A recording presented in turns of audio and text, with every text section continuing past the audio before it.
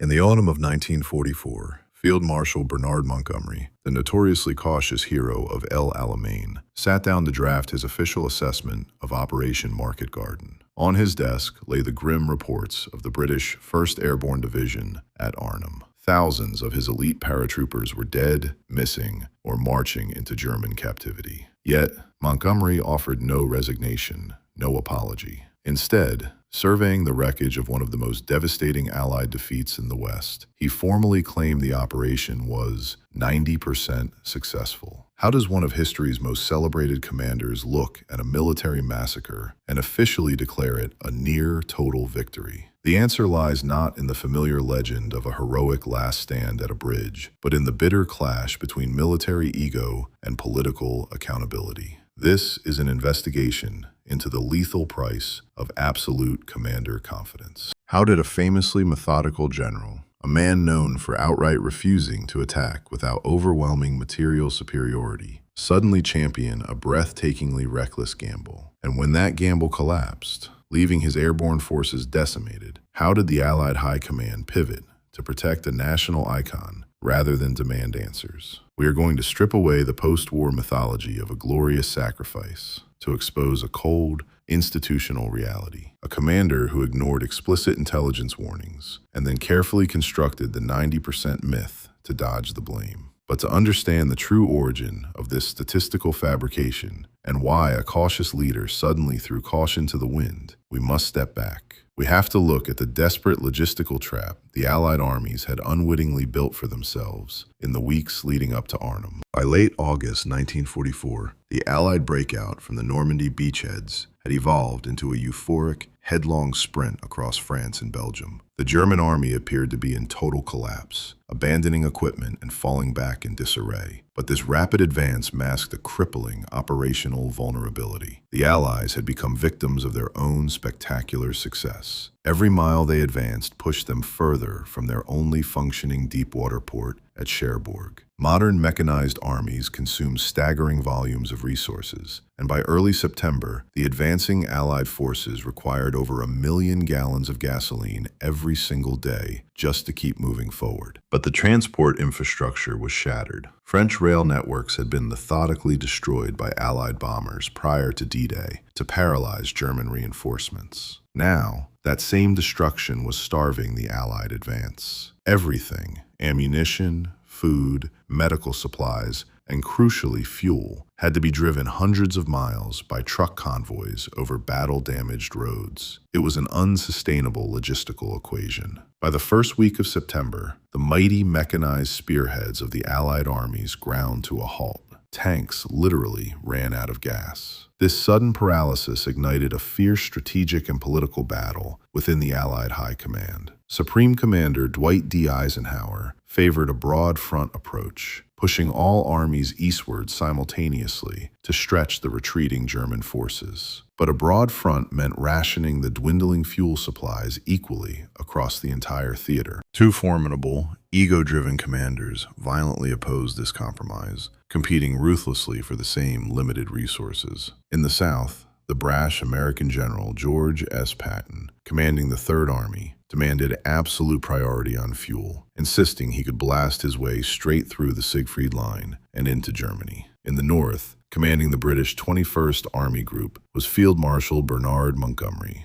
Montgomery and Patton despised each other, representing entirely different military cultures. Montgomery was methodical, deeply risk-averse, and accustomed to set-piece battles where he held an overwhelming material advantage. Yet, in September 1944, Montgomery felt his influence slipping. Eisenhower had recently assumed direct command of ground forces, a role Montgomery had held during the Normandy invasion. Furthermore, the British political reality was grim. After 5 years of grueling warfare, the British economy was bankrupt, and the population was exhausted. Adding to the urgency, terrifying new V-2 ballistic missiles were raining down on London, launched from coastal areas in the Netherlands. Prime Minister Winston Churchill desperately needed a spectacular, war-ending victory, and he expected Montgomery to deliver it. Driven by this intense political pressure, his bitter rivalry with Patton, and a desperate need to force Eisenhower's hand, Montgomery did something completely out of character. On September 10th,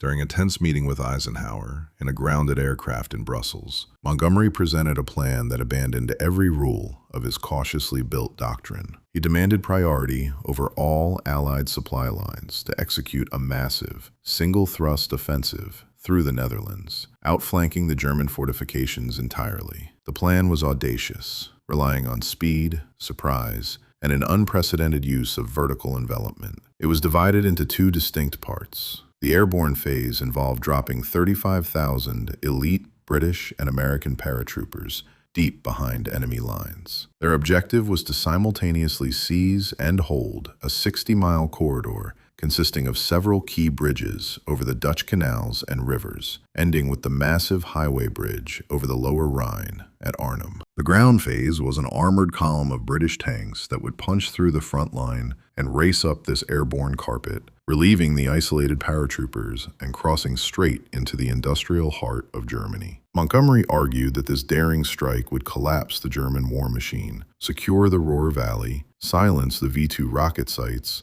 and end the war in Europe by Christmas. It was a high-stakes gamble meant to definitively settle the strategic debate and bypass the logistical nightmare of a broad front slog. Eisenhower, desperately needing a breakthrough to maintain momentum and feeling the immense political weight of his British allies, yielded to the pressure. He halted Patton's advance, diverted the precious fuel to the north, and gave Montgomery the green light. Preparations moved at a frantic pace. The complex choreography of thousands of aircraft, gliders, and troops was finalized in a matter of days, completely overriding standard operational caution. To the commanders in their map rooms in England, looking at the neat blue arrows stretching across the Netherlands toward Arnhem, the operation seemed like a masterstroke. The corridor was drawn, the drop zones were plotted, and the exact timeline was set. The plan looked flawless on the map. But the map did not show what was waiting in the Dutch forests. As the immense logistical machinery of the Allied forces pivoted to support Montgomery's masterstroke, a disturbing undercurrent of intelligence began filtering back to England. The Dutch resistance, operating a highly effective clandestine network, sent urgent encrypted warnings. They reported that the dense forests surrounding the quiet town of Arnhem were not occupied by broken second-rate garrison troops. They were hiding armor. To verify these alarming field reports,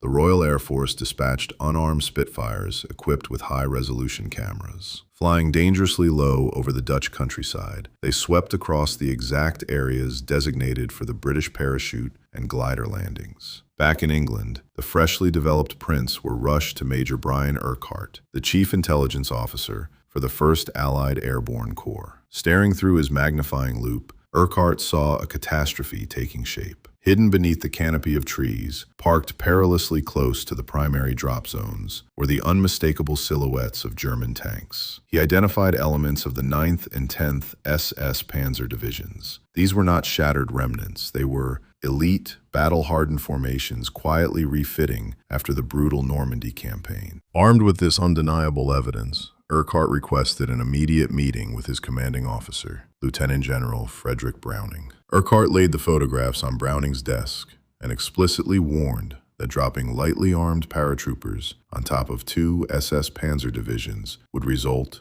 in a massacre. Paratroopers carried only rifles, grenades, and light mortars. They possessed no heavy weapons to counter thick steel armor. Urquhart demanded the operation be halted or fundamentally changed. But the rigid momentum of a massive military bureaucracy had already taken over. The complex choreography of the invasion was locked in. Montgomery had staked his reputation and precious political capital on this exact timeline. The operation had simply become too big to stop. Browning glanced at the aerial reconnaissance and casually dismissed the tanks as unserviceable husks or vehicles manned by inferior recruits. When Urquhart stubbornly refused to back down, the command structure moved to protect the plan by neutralizing the messenger. Instead of adapting the tactical blueprints to reality, an Army medical officer was summoned. Major Urquhart was officially diagnosed with nervous exhaustion and ordered to take immediate medical leave. He was escorted out of his headquarters, taking his desperate warnings with him. The intelligence was deliberately buried to preserve the offensive's momentum. And on the morning of September 17th, 35,000 men strapped into their harnesses flying blindly into a mechanical trap. The largest airborne armada in military history darkened the skies over the Netherlands. But the meticulous plan began to unravel before the first parachute even opened. The fatal compromise occurred not in the face of enemy fire, but in the sterile briefing rooms of the Allied air commands weeks prior. Air Force commanders, tasked with delivering the troops, had analyzed the same aerial reconnaissance photos that Major Urquhart had warned about. While command ignored the tanks, the Air Force was terrified of the dense clusters of German anti-aircraft guns positioned near the Deelen airfield, just north of the primary objective. Prioritizing the preservation of their slow, unarmored transport aircraft over the tactical requirements of the infantry on the ground, the air commanders flatly refused to drop the paratroopers directly onto the Arnhem Bridge. Instead,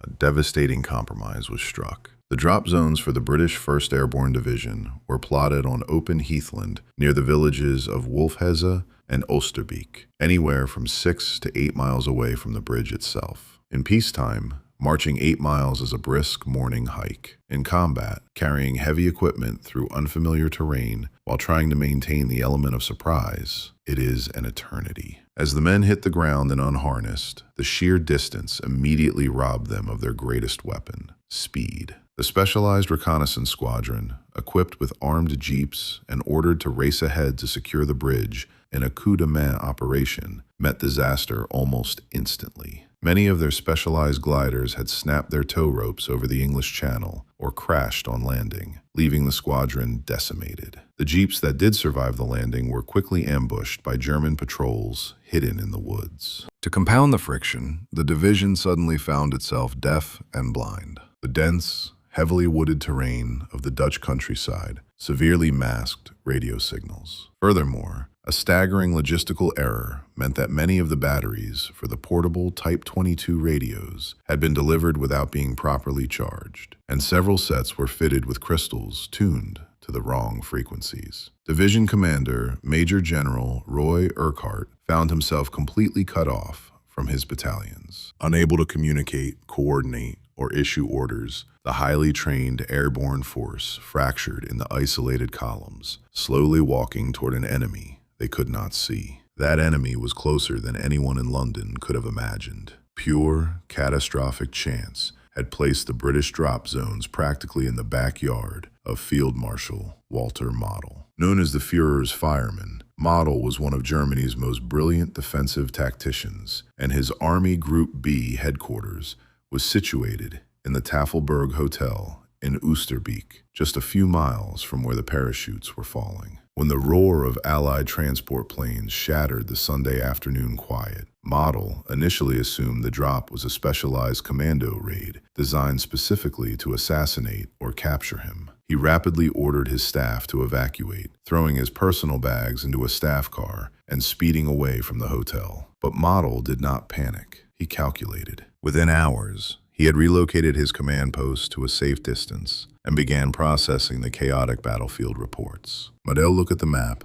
and instantly deduced Montgomery's entire strategic objective. He saw the line of airborne drops stretching from Eindhoven to Arnhem and realized the Allies were trying to lay a carpet over the rivers to bypass the Siegfried Line. The British paratroopers were not there to kidnap him. They were there to take the Rhine Bridge. With ruthless efficiency, Model activated the exact forces that the Allied command had dismissed. He ordered the 2nd SS Panzer Corps, commanded by Wilhelm Bittrich, into immediate action. The German response was a masterclass in rapid deployment. They did not wait to assemble full, textbook battalions. Instead, they formed Kampfgruppen, ad hoc battle groups assembled from whatever was available. Cooks, mechanics, military police, and recovering wounded were thrown into trucks and half-tracks, armed with machine guns, and ordered to form blocking lines. Crucially, they were backed by the heavy armor of the 9th and 10th SS Panzer Divisions. While the British paratroopers were navigating the woods on foot,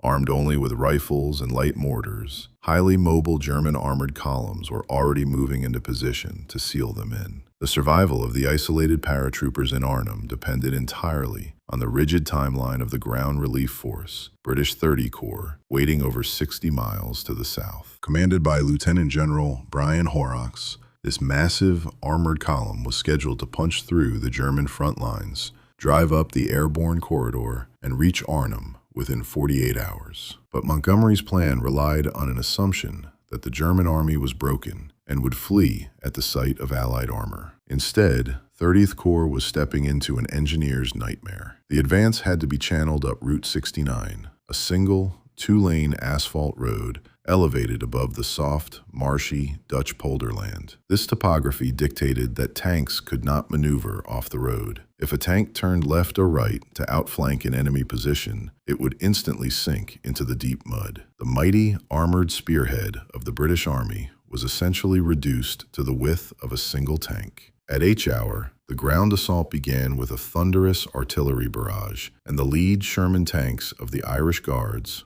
rolled onto the highway. The illusion of a rapid breakthrough evaporated in minutes. Hidden in the woods, flanking the road, elite German anti-tank units waited until the British column was in point-blank range. A volley from camouflaged 88mm guns ripped into the vanguard. In a matter of seconds, 9 Sherman tanks were blown apart, their burning hulls blocking the entire road. Because of the elevated causeway, the column of thousands of vehicles behind them was instantly paralyzed. They could not go around the wreckage. Engineers had to physically bulldoze the burning tanks off the steep embankment under heavy enemy fire before the advance could resume. This agonizing pattern repeated itself, mile after mile. German paratroopers and infantry aggressively defended every crossroads and culvert. When the Germans retreated, they systematically blew up every bridge along the route, forcing the British to halt and construct temporary Bailey bridges. The strict 48-hour timeline shattered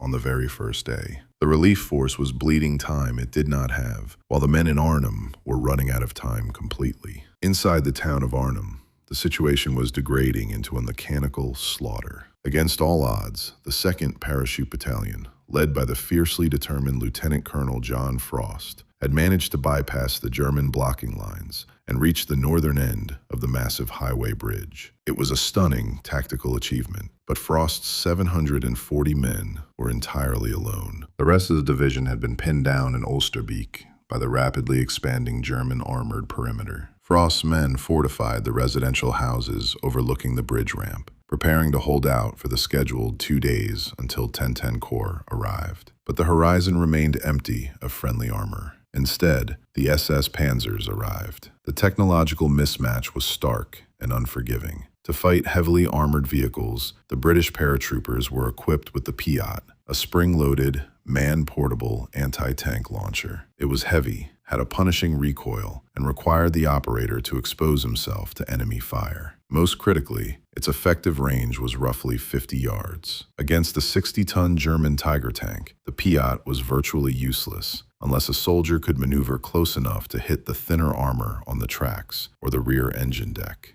Recognizing they did not need to engage in costly infantry assaults to clear the buildings, the German commanders simply chose to erase the battlefield. They brought up heavily armored self-propelled guns and devastating 88mm anti-aircraft cannons, lowering the barrels to fire point-blank into the brick townhouses holding Frost's men. The houses were methodically blown apart, floor by floor. The urban combat turned into a suffocating inferno. Phosphorus shells set the wreckage ablaze, and the British paratroopers fought through choking smoke and collapsing ceilings. The resource depletion was absolute. The town's water mains were severed, forcing medics to draw water from radiator pipes to clean wounds. Morphine supplies vanished. Anti-tank ammunition was completely exhausted. By the 3rd day, the defenders were reduced to fighting room to room with bayonets, grenades, and captured German weapons. Frost himself was severely wounded by shrapnel. Holding out for 3 days and 4 nights, double the time they were promised, the pocket at the bridge finally collapsed, simply because the men had nothing left to throw at the tanks. They were overwhelmed, killed, or marched into captivity. A few miles away, the remainder of the 1st Airborne Division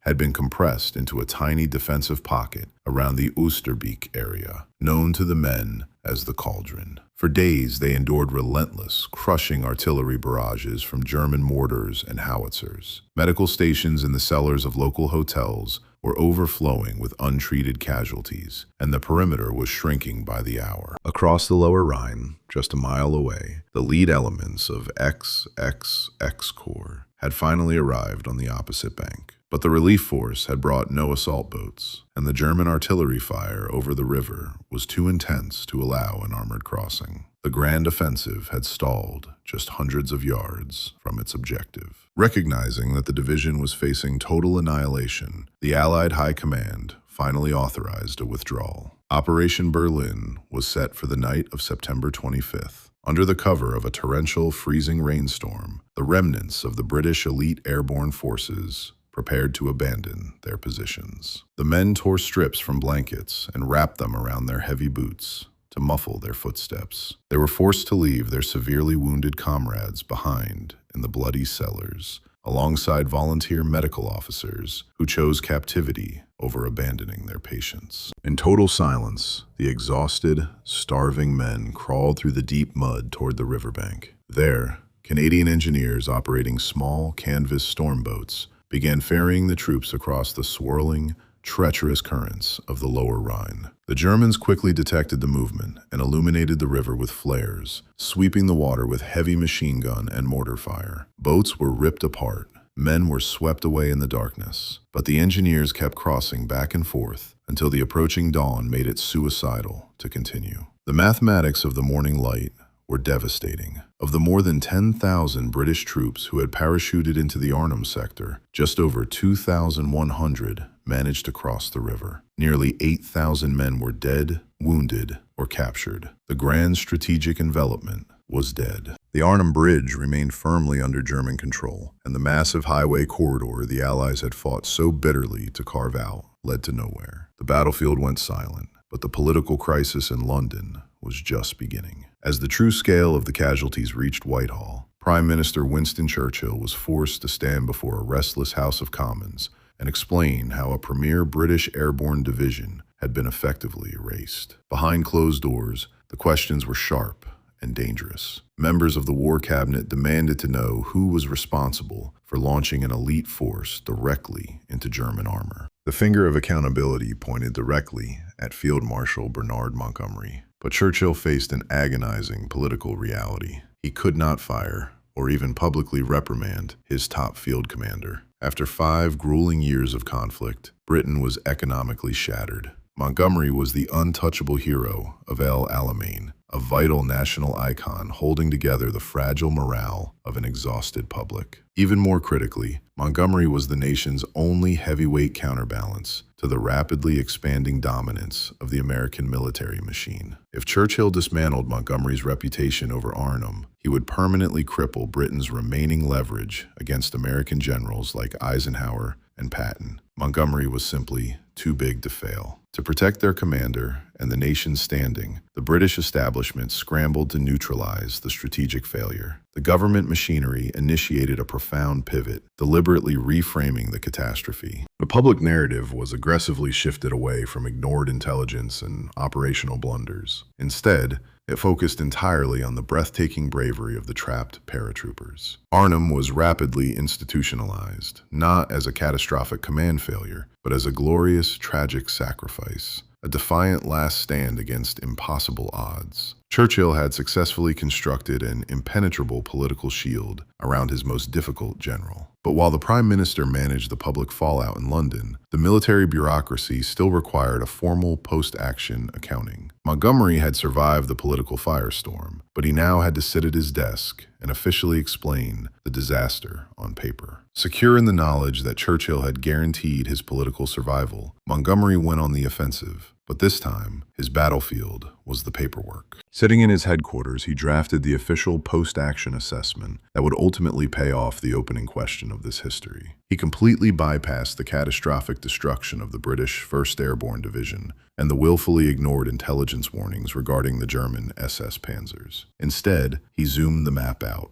He pointed to the capture of the bridges at Eindhoven and Nijmegen and the creation of a deep 60-mile salient stretching into Dutch territory. By focusing strictly on the geographical mileage gained, rather than the ultimate strategic objective lost, Montgomery produced a breathtaking piece of bureaucratic fiction. He officially declared Operation Market Garden to be 90% successful. The thousands of men dead, wounded, or captured at Arnhem were mathematically reduced to an acceptable 10% margin of error. But a 90% success rate still required a formal explanation for the missing 10. Montgomery refused to absorb even a fraction of the blame. He methodically shifted accountability outward, citing unexpectedly poor weather that delayed the arrival of airborne reinforcements. He pointed a finger at the American 82nd Airborne Division, suggesting they had been too slow in securing the Nijmegen Bridge, which in his narrative unfairly delayed the British armored column. However, the most chilling deflection was reserved for Major General Stanislaw Sosabowski, the commander of the 1st Polish Parachute Brigade. Sosabowski was a fiercely experienced officer who had openly questioned Montgomery's dangerously optimistic timeline before the operation even began. Now, he became the perfect scapegoat. Despite the Polish troops fighting with desperate bravery when they were finally dropped into the meat grinder south of the river, Montgomery sent a scathing letter to the British War Office, falsely claiming that the Poles had fought poorly and showed no aggression. The British command readily accepted this fabricated assessment, unceremoniously removing Sosabowski from his command and ruining the career of a man who had accurately predicted the disaster. The highest echelons of Allied leadership silently agreed to this cynical choreography. To challenge Montgomery's 90% memo meant challenging the fragile, unified command structure and exposing a massive operational failure to the public. So, they chose the path of least resistance. The buried reconnaissance photos and the tactical blunders were paved over with a flurry of official commendations and gallantry medals. The military machine closed ranks to protect its most valuable commander, deciding that truth was an acceptable casualty of morale. The 90% myth was solidified as official history, but the remaining 10% would alter the course of the war. That missing 10% was not a statistical rounding error. It was a strategic catastrophe that altered the timetable of the Second World War. By funneling the Allied logistical lifeline into a single, doomed corridor, Market Garden paralyzed the broader advance. It handed a shattered German army exactly what it desperately needed: time. The breathing room bought at Arnhem